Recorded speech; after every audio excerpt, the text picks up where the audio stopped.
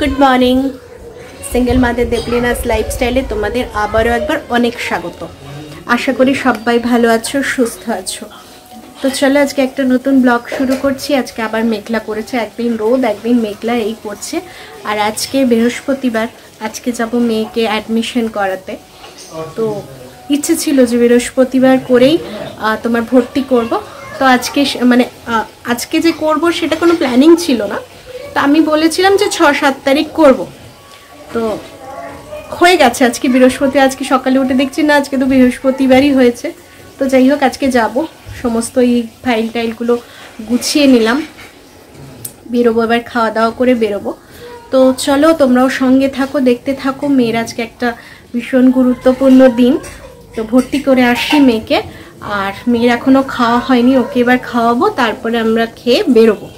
এটাই হচ্ছে কথা। মেঘলা করেছে, বাইরে বেরোতে খুব একটা কষ্ট হবে না, কারণ রোদটা খুব একটা থাকবে না।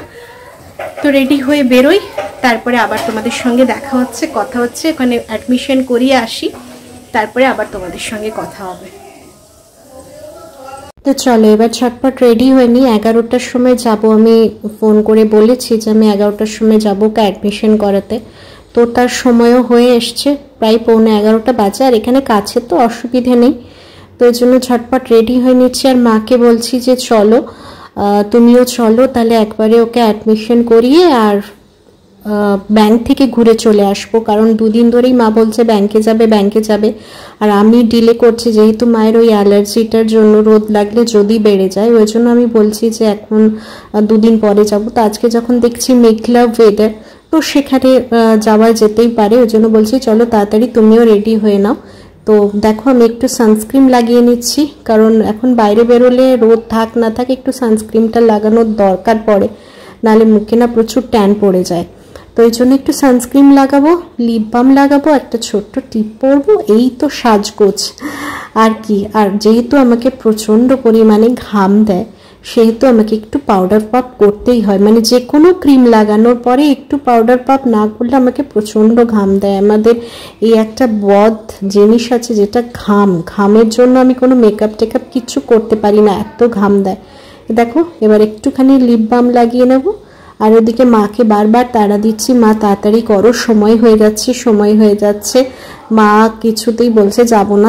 আমি বলছি না চলো, আজকে ওয়েদারটা ঠিক আছে, ঘুরে চলে আসবে, বলো তাড়াতাড়ি মানে ব্যাংকের কাজটাও হয়ে যাবে, ঘুরে আসাও হয়ে যাবে। তো এই জন্যই বলছি। আর এদিকে বলছে যাবো না, তবে মায়ের হাতটা একটুখানি কমেছে, এটাই মানে ভালো কথা। রেডি হয়ে গেছি, আমি আর মা দুজনেই রেডি হয়ে গেছি। তো চলো আগে ঘুরে আসি, ওখান থেকে ব্যাংকে যাবো একবার, ব্যাংকে কাজ আছে, ব্যাংকের কাজ করে আসবো। আজকে রান্নার সেরকম খুব একটা ঝামেলা নেই, ওই জন্যই মাকে বললাম। আর ওয়েদারটাও ভালো আছে, রোদটা ওঠেনি, মায়ের তাহলে অ্যালার্জিগুলো নিয়ে সমস্যা হবে না। তা বললাম চলো তাহলে ঘুরে একবারে ব্যাংকটা থেকে ঘুরে আসবো। এতদিন নিয়ে যায়নি, রোদ আছে, এবার যদি অ্যালার্জিটা কমছে, যদি বেড়ে যায়, তো সেই ভেবেই আর নিয়ে যাইনি। তো আজকে দেখলাম মেঘলা আছে, বললাম চলো বেটুকে ভর্তি করে একবারে ওখান থেকে ব্যাংক হয়ে বাড়ি আসবো। তো চলো তোমরা সঙ্গে থাকো, দেখতে থাকো। ফিরে এলাম, ফিরে এসে ড্রেসটা চেঞ্জ করে নিয়েছি।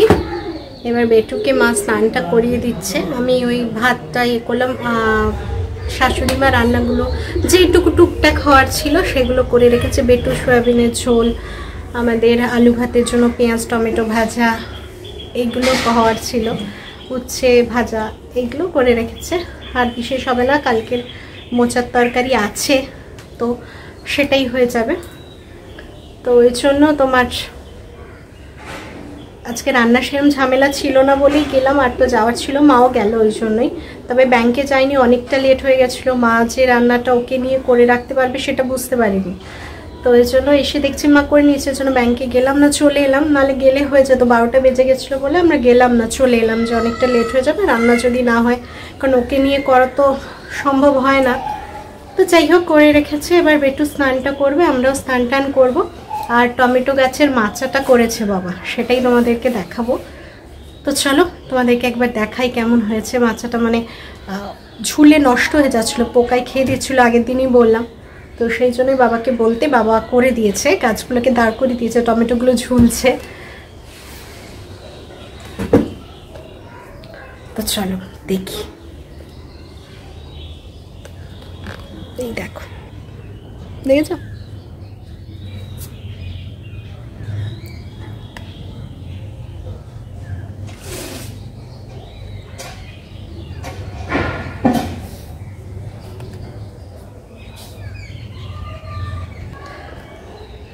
জামা প্যান্টটা বার করি। আজকে ওয়েদারটা ভালো নেই, এর জন্য বললাম যেহেতু সর্দিটা হয়েছে যে খুব বেশি স্নান করিও না, মোটামুটি একটুখানি গরম জলে গাটা স্পঞ্জ করে দাও। তো এটাই করছে মা। আর আমি যাই ওর জামা টামাগুলো বার করে দিই সমস্ত কিছু। আর অ্যাডমিশন তো হয়েই গেল, বললাম সমস্ত কমপ্লিট করে এলাম। এবার ক্লাস শুরু। এবার কবে ডাকেন বই টই দিতে, মানে যেটুকু বই বলতে বিশাল কিছু না, ওই আই কার্ড এগুলো দিতে, তো সেগুলো আনতে যেতে হবে। আর ক্লাস তো বললেন এপ্রিলের ফার্স্ট উইকে শুরু করার ইচ্ছে আছে যেহেতু নতুন। তো চলো সেগুলো তো তোমাদেরকে ইনফরমেশন দেবই কবে থেকে আমার মেয়ে স্কুলে যাচ্ছে কি ব্যাপার। তো চলো আগে স্নানটা করে নিই। চলো আজকে যা রান্না হচ্ছে সেটাই তোমাদের সঙ্গে শেয়ার করছি। ওখানে আলু সেদ্ধ করা আছে, এখানে আলু সেদ্ধ মাখা, টমেটো, ধনেপাতা, লঙ্কা, পেঁয়াজ সমস্ত ভাজা আছে। আর এটা বেটু সয়াবিনের ঝোল, কুমড়ো, আলু, গাজর সব কিছু দিয়ে। আর এটা হচ্ছে মোচার তরকারি, নিরামিষ মোচার তরকারি এই হচ্ছে। আর এখানে হচ্ছে উচ্ছে ভাজা। এই হচ্ছে আজকের খাবার দাবার। তো চলো এবার স্নানটা করব। আর বাইরে মেয়ে কি করছে একবার দেখাই। কি যাচ্ছ মামা? কি খাচ্ছ ওটা? কি বলছো শুনি একটু। এবু? লেবু নয়, এবু। আমাকে একটা দাও।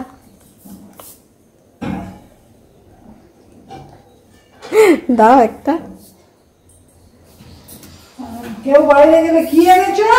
আর তোমার কাছ থেকে একটু কিছু দিতে পারবে না?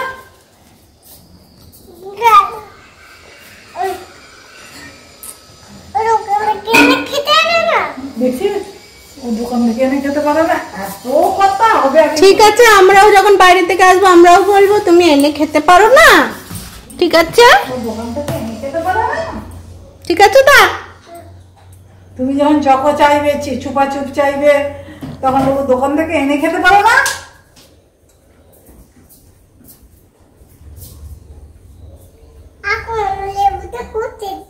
কমলা লেবু তো খুব তেত্তি। ওরে বাবারে, আমাকে একটু দাও দেখি কেমন তেত্তি। আমার মুখটা করেছে, দাও একটু।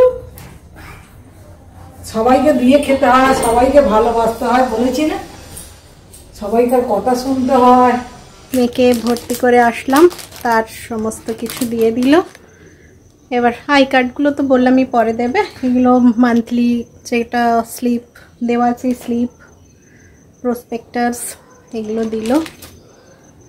চলো একটা চাপ কমলো। আবার এখন বড় কোন স্কুলে করব সেটাও আবার ভাবনা চিন্তা করতে হবে, দেখতে হবে কোন স্কুলটা কাছে হবে, বেটার হবে সেগুলো।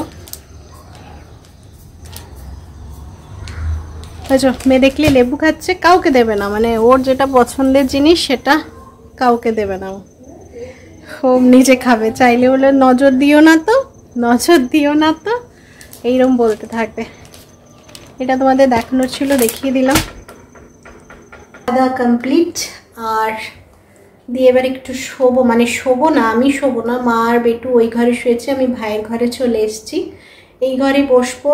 দুপুরে ঘুমোচ্ছি না, মানে একদম রাত্রে ঘুম হচ্ছে না, তো এই জন্য ভেবেছি দুপুরে ঘুমোবো না।